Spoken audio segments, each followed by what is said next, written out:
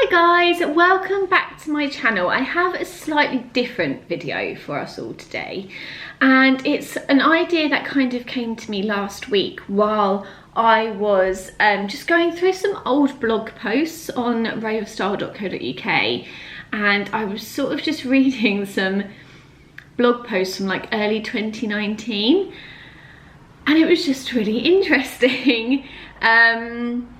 And I don't know if this will even really be that interesting for anybody watching this video, which is a terrible thing to say at the start of the video because you're going to just click off. But the reason why I say that is I don't know if it's only interesting to me because it's my writing and I'm talking about things that I was going through at the time, or my plan is to obviously generalize it and see how we're all doing basically. So I'm just in my comfies in my flat. This is not a very formal video at all, and I've got a cup of coffee because your girl needs it.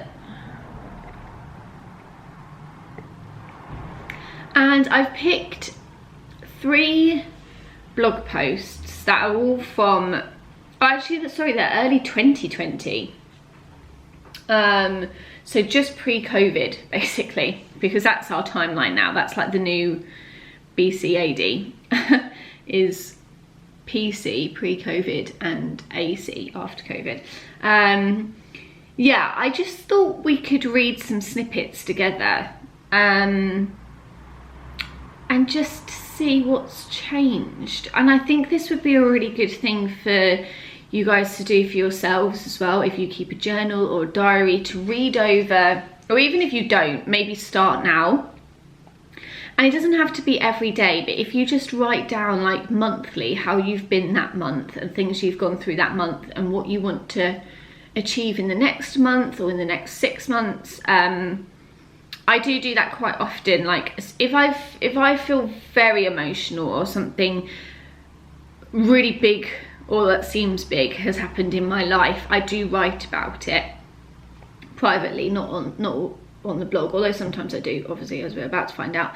But it's interesting to come back to that writing and see what's changed or what hasn't changed, and that can always be something to work on too.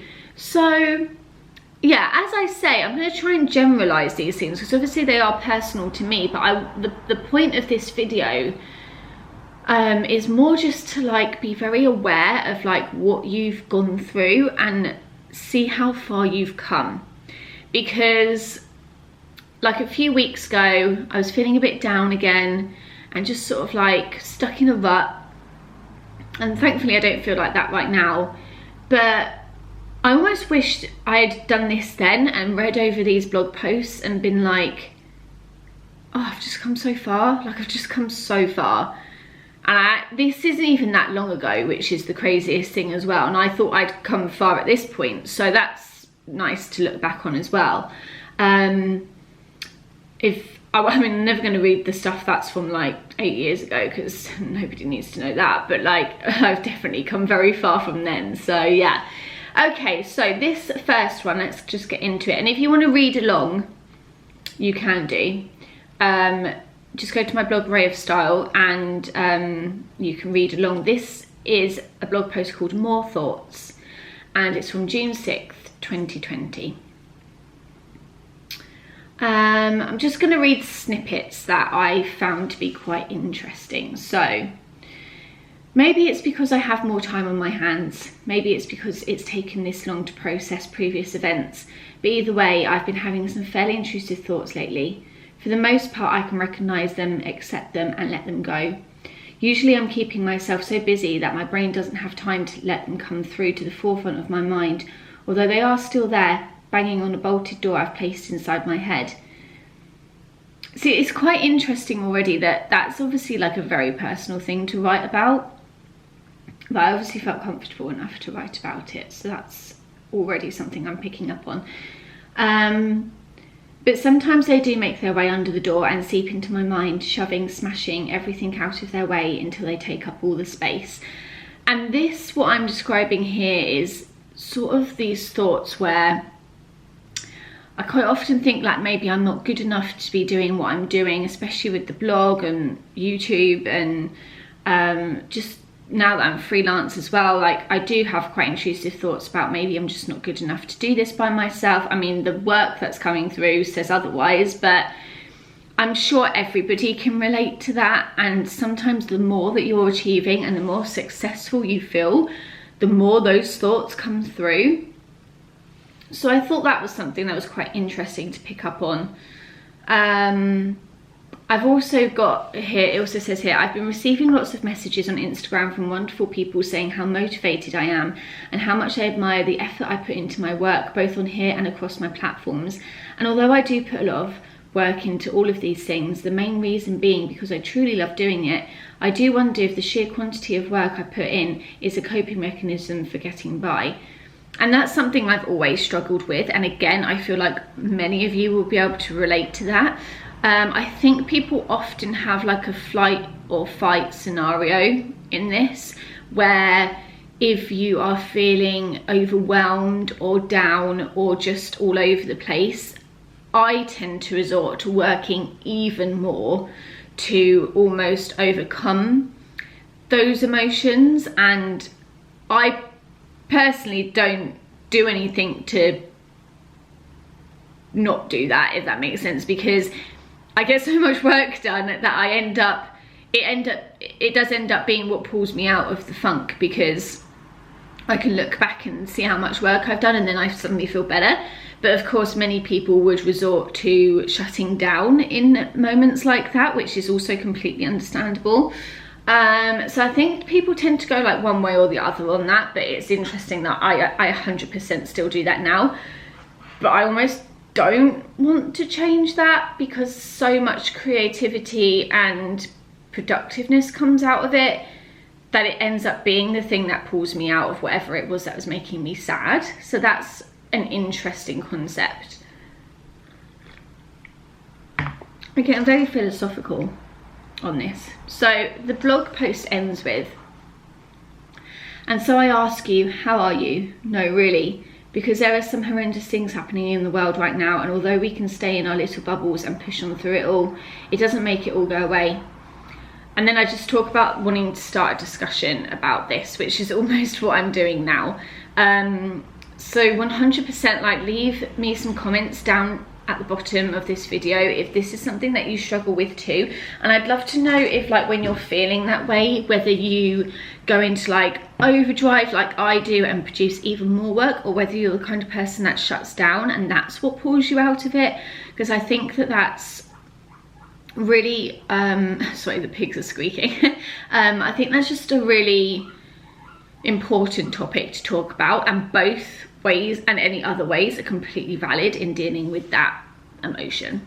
The next blog post is aptly named, I think I'm having a quarter life crisis, and this was written on March 7th in 2020. So this is PC, pre-COVID. I start the blog post by talking about how I'm going to be turning 26 in a few months after this blog post was written, and how it feels like the wrong side of 25, almost like I hadn't made the most of the first half of my 20s. Actually no, I don't agree with that. What am I trying to say? Not that I hadn't made the most of it, that I perhaps was in situations that held me back. I would say that. Luckily moving to Brighton was the best thing I ever did, and I of course found my incredible friends, and since then it's been very wonderful, and I feel very privileged to be able to say that. But yeah, I think I spent a lot of my late teenage years and my early 20s not really knowing how to take myself out of situations that weren't good for me.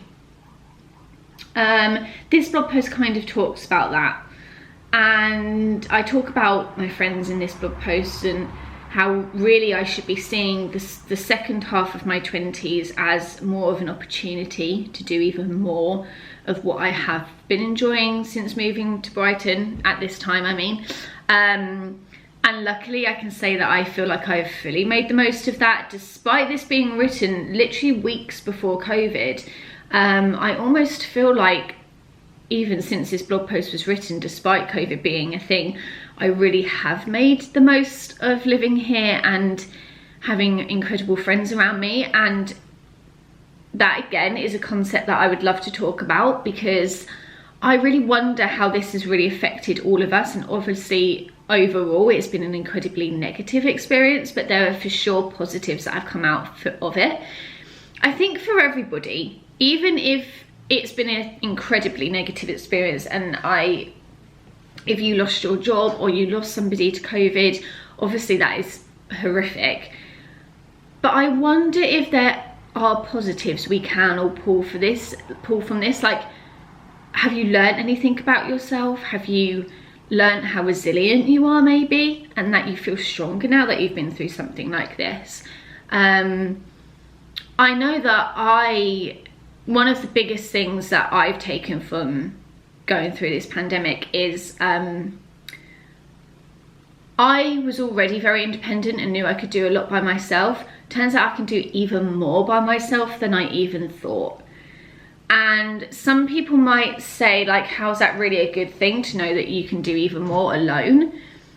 But to me, it just set into concrete the fact that I really am okay with nobody by my side. Now, when I say that, obviously I am incredibly privileged to have amazing friends around me, so I'm not alone.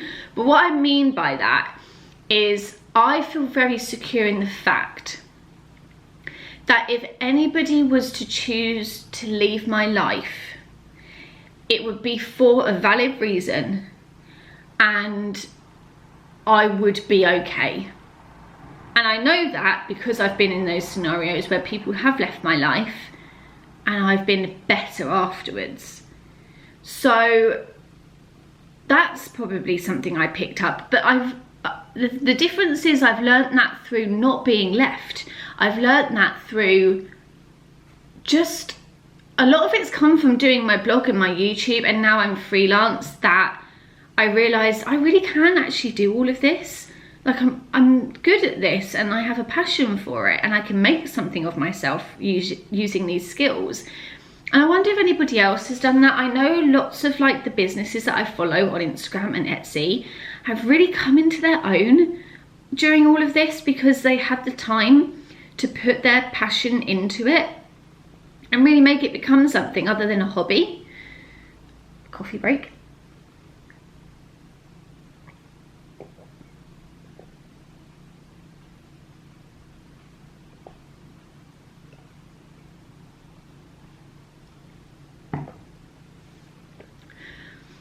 Yeah, I feel like that's definitely been something that's happened a lot over the past year and a half, that people have really realised that actually a lot of their hobbies can be made into businesses and into their income, and so many people are working for themselves now. I also know that pretty much all of my friends have changed jobs during the last year and a half, which I find incredible, and not even through force, like not even through losing their job. So a couple, but like not all of them, mostly by choice, and mostly by realization that actually, I think it was a really big kick up the arse to like sort everything out. I know that not everybody is going to have been able to have done that for many different reasons and situations, and everybody was in a complete different scenario, although we were all in the same boat. But yeah, I just feel like I've not actually read anything from this blog post, but I've just given you an overall about what it was about. And yeah, it was just interesting to me how far a lot of us have come. The last blog post I want to talk to you about, so I can stop waffling about all of these feelings to you, is one called, and this is probably one of my favourite blog posts that I've written. This and another article that I did for a magazine about ghosting was probably two of my favourite essays that I've written. This one is called I've Decided There Are Many Different Facets to Love. And in this essay, in this blog post, but I guess it could be an essay, I talk about the many different levels of loving people. And I don't just mean romantically, but just having people that you love in your life. And this was written on February 8th, 2020, so PC again. And it was at a time where I had finished dating somebody. And I sort of realised that I was pushing lots of, how do I even put it? Because I'm still doing it now. That I push away anything, oh, pigs, come on, I'm trying to have a very emotional chat here and you're squealing at me. I was pushing away anything that felt serious. By this I do mean romantically. And I do still do this. Because, mainly for good reasons, because the person isn't going to be with me, because I know they're not, because I'm choosing that they're not going to be. And that's okay. But it is something that I still do now. I sort of get into these situations and then realise, oh my God, I don't actually want to be with you, and start the old push. And I talk about this in this blog post, but I also talk about how there's a way of loving somebody very deeply, and one of the excerpts, there's a fly on my laptop as well who's now joined me. I'm just going to read this paragraph because it explains it better than I am doing right now. I haven't had that kind of love, oh sorry, I've read it wrong already. I don't have that kind of love at the moment, nor did I have it for the majority of last year, and yet somewhere along the line my perception has changed. Last year I dismissed any idea of it, rebuked it almost, and it was freeing. Those months of being singular, alone but not lonely, were everything I needed. I basked in it, soaked up everything I was learning about myself, and expressed it all again in a constant cycle of self-discovery. In recent months though, I've realised I do actually quite miss knowing somebody so deeply, like counting their eyelashes and knowing the fifth on the left always slants to the right, the little freckle under their earlobe, the creases in their forehead, the order in which they dry themselves when coming out of the shower, the way they hold a mug, sipping the coffee at first and then drinking it all at once when it reaches their desired temperature. There's something quite extraordinary in knowing someone's depths like that, yet it can be terrifying to get that deep. Sometimes I feel like I'm standing on the edge of a precipice, not quite letting myself fall. And I would say I actually do feel the same as that now. And a lot of that is just down to not finding somebody that I want to do those things with, and I don't want to get to know them that deeply. And like I say, that's kind of like what you go through in life, is like deciding whether that's somebody you want to do that with or not. And yeah, I'd say I almost haven't really changed that much from that mindset, and this is February 2020, so a year and a half ago. I really have tried to let people in more, and to not just let people in, but to allow myself to love more deeply as well. I used to be very good at it, by the way, but I'm not so much now. But I do want to love someone that deeply again. It's just, you can't do that, like you can't fake that. So I don't fake it, and then that just leads to where I am now, where I haven't found it yet, but that's good, really, because it means that everything I do is like genuine, and I would rather that. And I don't think it's such a bad way to be protective over that as well, because when you're giving yourself like when you're giving yourself to someone like that, that is really like probably like the deepest connection you can give to somebody. So you do have to be careful with it. So I don't really regret that either. So that's interesting. I haven't really changed that much, in that sense at least. And I wonder if any of you feel the same, really, like, is that something that you guys have gone through as well? You're very careful with like who you create connections with now. I feel like I'm almost so happy with how my group of friends are. We're in this like wonderful little Brighton bubble, and it's so lovely. And I've met other people outside and they are coming closer. not even in a romantic way, just in a friendship way, and I'm just happy. Like, I'm just content. And that's really like all I could ever wish for. Like, I'm just content, and I don't need this deeper connection just yet. I'm just happy with how things are. And perhaps that is a good note to end this video on. I hope you enjoyed this video, guys. I know it was a little bit different, but I thought it was just some really good concepts to talk about. Please comment down in the comments, because I would love to hear your thoughts on all of this and whether you related to any of it as well. My camera battery is flashing at me, so I'm going to get going, but my blog is rayofstyle.co.uk if you wanted to read any of those blog posts. And do go follow me at rayofstyle_ on Instagram as well. I'll leave all the stuff in the description box below. But thank you so much for watching, guys, and I will see you in the next one. Bye.